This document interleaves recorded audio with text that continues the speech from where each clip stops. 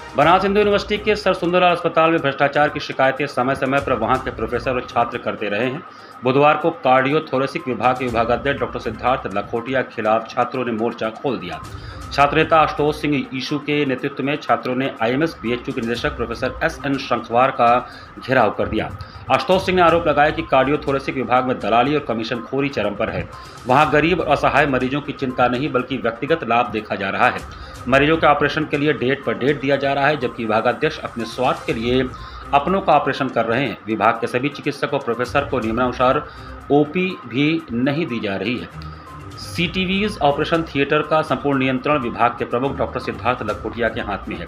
आशुतोष सिंह ने आईएमएस निदेशक को दिए पत्र में बताया कि विभाग में चल रहे अनियमितता और विभाग के कुछ चिकित्सकों ने ओटी में ताला भी बंद कर दिया था। आरोप लगाया है कि कार्डियोथोरेसिक विभाग में ऑपरेशन केवल समृद्ध व्यक्तियों के अवैध आर्थिक लेन देन के आधार पर हो रहे हैं। इस विभाग में अंधेर नगरी चौपट राजा की कहावत पूरी तरह से सत्य प्रतीत हो रही है। डॉक्टर लखोटिया के सहयोग के बिना अन्य डॉक्टरों द्वारा दी गई ओटी संख्या लखोटिया के दल द्वारा दी गई संख्या की तुलना में कहीं कम है। किसी भी ऑपरेशन को वह स्वयं न करके अपने सहयोगियों के द्वारा करवाते हैं। इतना ही नहीं, आईएमएस द्वारा बनाए गए ओटी चार्ट का पालन न करना इस समय विभाग की समस्या का मुख्य कारण बना हुआ है। प्रतिभाशाली और ईमानदार डॉक्टरों को उनके ओटी सहायक सहयोग से वंचित किया जा रहा है और इसके परिणाम स्वरूप निर्बल, निर्धन और असहाय मरीज बेवजह अपनी जान गंवा रहे हैं। उन्होंने आरोप लगाया कि डॉक्टर लखोटिया का विभाग के अन्य डॉक्टर जो उनकी चाटुकारिता नहीं करता, उनको परेशान करने में कोई कसर नहीं छोड़ते। इसी संदर्भ में प्रतिभाशाली डॉक्टर स्वाति पाठक ने फरवरी 2025 में अपना इस्तीफा विभाग को सौंप दिया।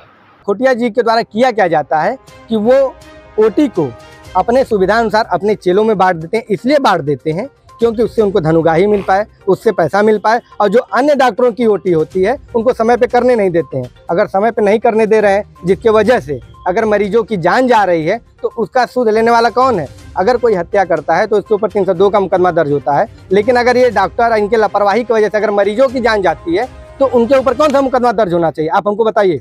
तो इन्हीं सब मुद्दों को लेकर आज हम लोग डायरेक्टर साहब के यहाँ आया गया और डायरेक्टर साहब से ये गुजारिश और निवेदन किया जाएगा कि सर, ये रंजिश और ये राजनीति का अखाड़ा नहीं है।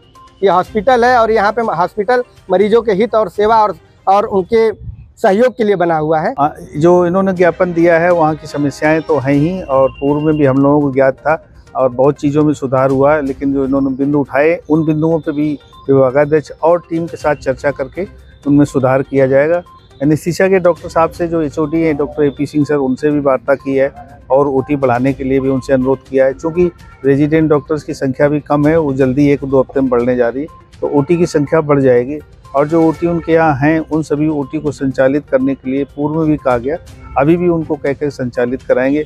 देखिए, मरीज अस्पताल मरीजों के लिए है। अगर मरीज नहीं होते तो अस्पताल भी नहीं होता, और अस्पताल नहीं होता तो हम डॉक्टर कोई नहीं होता यहाँ पर। तो मरीज हमारी प्राथमिकता है, तो हमें उनकी सेवा के लिए जो भी अच्छे से अच्छा करना होगा वो अवश्य करेंगे। तो इसमें कोई भी कदम पीछे नहीं रहेगा, हम श्योर करते हैं। भ्रष्टाचार के बहुत आरोप लग रहे हैं, इस पे क्या कहेंगे? हाँ, भ्रष्टाचार के भी आरोप लग रहे हैं। जैसे पहले आरोप लगना, लेकिन उसको सुनिश्चित करके तभी दंडित किया जाता है। तो वो सारी प्रक्रिया चल रही है। जो भी दोषी पाया जाएगा उसे छोड़ा नहीं जाएगा, कठोर दंड मिलेगा, इतना मैं कहता हूं।